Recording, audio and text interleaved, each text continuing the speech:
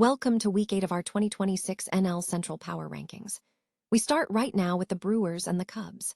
The Cubs cooled off after their second 10-game win streak, dropping a pair of series against the Braves and White Sox for a 2-4 week overall record.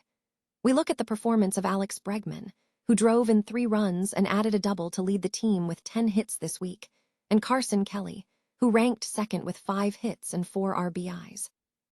This is the breakdown of the latest power rankings.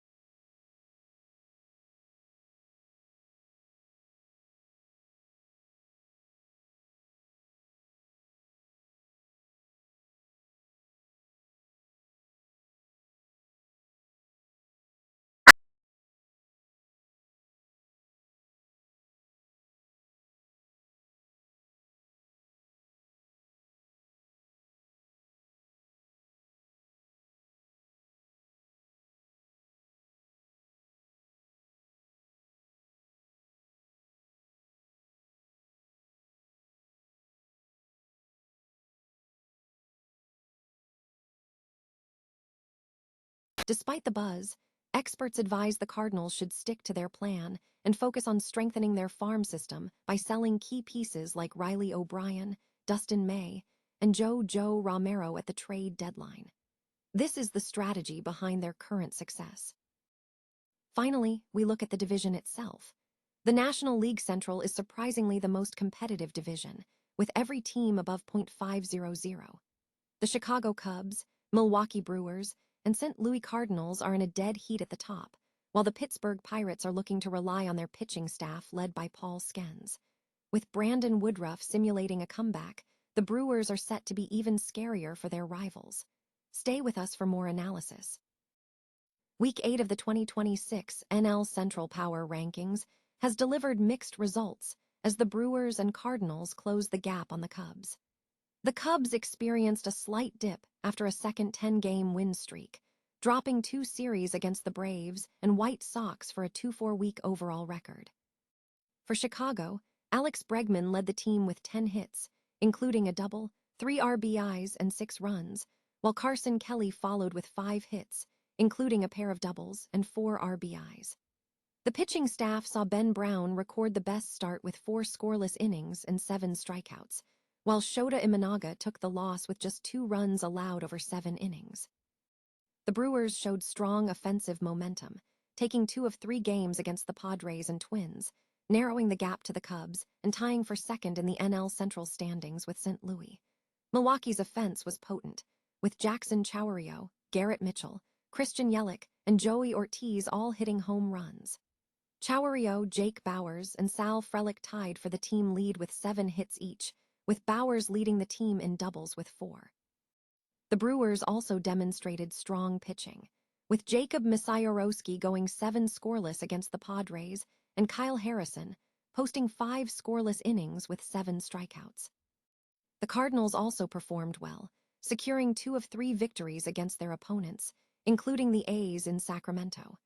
Jordan Walker had a breakout week with 2 homers and 2 doubles, leading the team with 8 hits, alongside 8 hits for Alec Burleson and 7 for Ivan Herrera. Andre Palante pitched 11 2/3 innings over 2 starts. In Pittsburgh, the Pirates had an inconsistent offensive week, suffering a sweep against the Phillies. Brandon Lowe and Ryan O'Hearn each hit a pair of home runs, but overall offensive production was limited.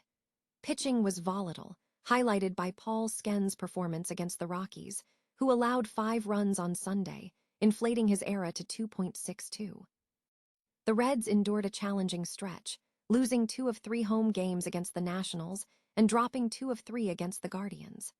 Despite the struggles, J.J. Bleday led the team with 10 RBIs, while Elly De La Cruz led in hits with a homer and 4 doubles, scoring 6 runs. Chase Burns earned a win with 6 scoreless frames and 7 strikeouts. The NL Central landscape remains competitive as teams navigate this crucial stretch of the season. The St. Louis Cardinals are navigating a strong start to the 2026 season, positioning themselves as a contender in the National League Central.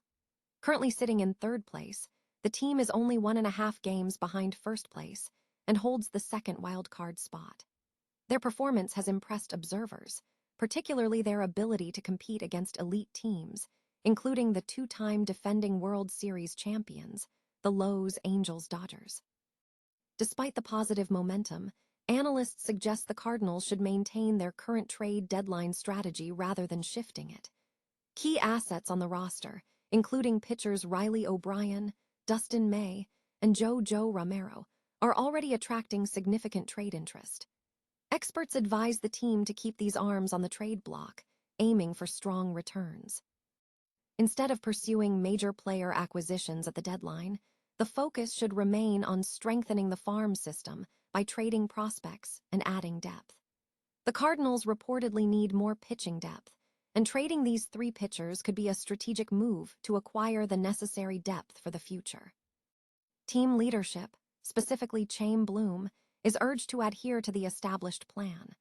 Bloom has reportedly expressed a commitment to his current goals and avoiding strategic shifts. The sentiment is that consistency is crucial. Deviating from a clear strategy could lead to the organizational instability seen during previous eras of management. Until the team solidifies its long-term plan, selling assets remains the recommended strategy for the organization to maintain its trajectory toward consistent contention. Noi Dung Kai Tight. The National League Central is shaping up to be the most competitive division in Major League Baseball this season, with every team currently sitting above the .500 mark. The tension is palpable as the Pittsburgh Pirates and Cincinnati Reds remain tightly contested, separated by just 5 games. The division features a fascinating landscape, with the Chicago Cubs, Milwaukee Brewers, and St. Louis Cardinals currently locked in a dead heat at the top. Analysts are weighing in on the potential for another playoff run, as 3 teams from the NL Central made the postseason last year. /N for the Chicago Cubs, the team is considered the strongest on paper. Despite a recent series loss, they boast a roster featuring Alex Bregman, Edward Cabrera, Pete Crow Armstrong, Moises Ballesteros, Matthew Boyd, Dansby Swanson, Ian Happ, Michael Bush, Seiya Suzuki, and Nico Hoerner. While Boyd is currently sidelined, the team's rotation is expected to strengthen soon with Justin Steele's return. And the Milwaukee Brewers continue their pattern of strategic roster management, successfully trading for major league-ready talent while maintaining consistency. Their key to success lies in their ability to win through a strong pitching staff, even without superstar offensive firepower. And the St. Louis Cardinals are emerging as an exciting story, having unexpectedly found themselves in playoff contention as June approaches despite initial rebuilding expectations. Reduced pressure has allowed young players to step into leadership roles, and recent positive momentum, including a notable trend at the ballpark, is fueling excitement. The influence of figures like Chaim Bloom is also cited as a significant factor in the team's current trajectory. /N, the Pittsburgh Pirates face a challenging path, heading into a crucial 3-game series against St. Louis amidst the current ballpark trend. The team has bolstered its offense with trades for Brandon Lowe and signings of Ryan O'Hearn and Marcell Ozuna. However, their success hinges heavily on their pitching staff, anchored by reigning NL Cy Young winner Paul Skeens, alongside key contributors Mitch Keller and Bubba Chandler. /N, the Cincinnati Reds are navigating a difficult stretch, though their youth offers a potential lifeline. Having led the division earlier in the season, a return to the top is certainly within reach. Their pitching is a core strength, set to improve with Hunter Green's return in July. To inject necessary offense, the team could look to call up their number 3 prospect, Edwin Arroyo, who is performing well at AAA, potentially transforming their offensive capabilities while the pitching secures their position. The Milwaukee Brewers have received a significant positive update regarding 2-time All-Star Brandon Woodruff, offering a potential game changer for the team and the National League Central race. Following a period of injury due to shoulder inflammation, Woodruff has been cautiously progressing in his rehabilitation. After throwing a 25-pitch bullpen session on May 14, he followed up on Monday with a simulated 2-inning, 30-pitch bullpen session, which MLB.com's Adam McCalvy reported went well. McCalvy confirmed that Woodruff indicated he felt good during the session and is tentatively scheduled to face hitters on Friday. This development is viewed as a strong sign for the Brewers. If Woodruff performs well facing hitters, the team's next steps could involve a minor league rehab assignment or an immediate activation off the injured list, depending on the club's assessment of his readiness.